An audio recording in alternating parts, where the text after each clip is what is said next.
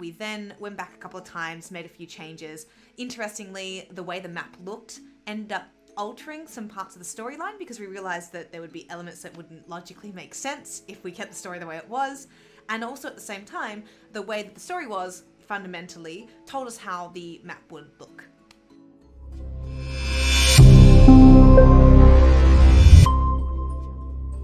Hey everyone, welcome to another quick update from Lockpick Games. My name is Tash and I'm going to walk you through what we did this week and how we did it and what is coming up next week. So this week we really delved into building the universe out and specifically into map building. So the concept here being that in order for someone to be completely immersed in the game, it's got to feel like a real fantasy world, right? So that the mechanisms need to work together, the storyline needs to make sense and be logical, and most importantly, the game flow has got to feel somewhat realistic. And when I say realistic, I just mean believable.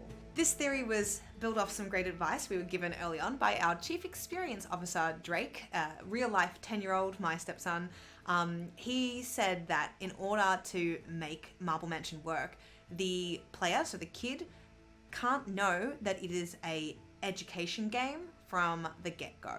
It's got to be fully immersive and fun as a game in and of itself, and then of course as a byproduct you get the education elements and you learn the test questions for the upcoming New South Wales Selective School test. So the way we went about this was, me and Jeff sat down together over the weekend, and Jeff, who is writing the script, explained to me verbally every kind of chronological step of how the story needs to flow for our main character, Kai, to end up where they need to be by the end of the story.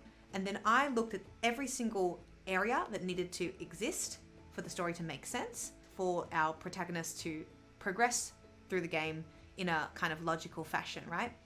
We then mapped out all of the different areas, and then I sat down and drew out a physical map for how it would look if this was a real life world. We then went back a couple of times, made a few changes. Interestingly, the way the map looked ended up altering some parts of the storyline because we realized that there would be elements that wouldn't logically make sense if we kept the story the way it was. And also at the same time, the way that the story was fundamentally told us how the map would look.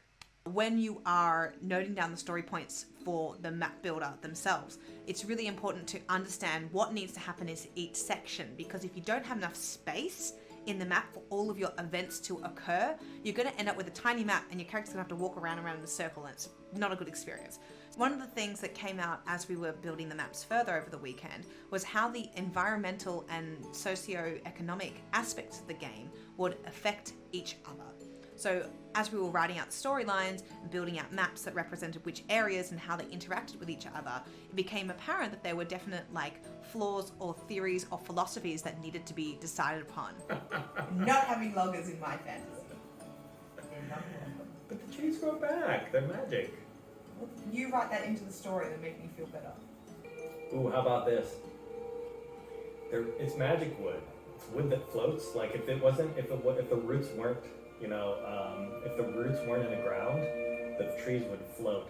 So that's what they do at the castles. They make airships.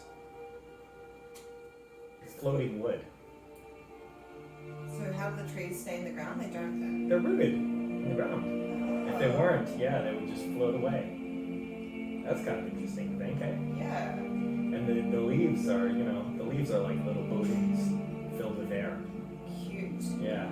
This is really important as the game is designed to be so immersive and so believable that you as the user, even though the math questions, the English questions, the general questions, the logic pattern questions are quite hard, you feel motivated and compelled to solve them and keep pushing through the game because the storytelling and the universe is so engaging. You want to know what happens next. So this is the final map that we came up with. It gets the job done. That's the aim.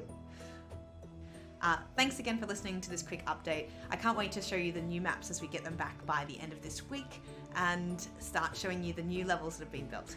Talk to you soon.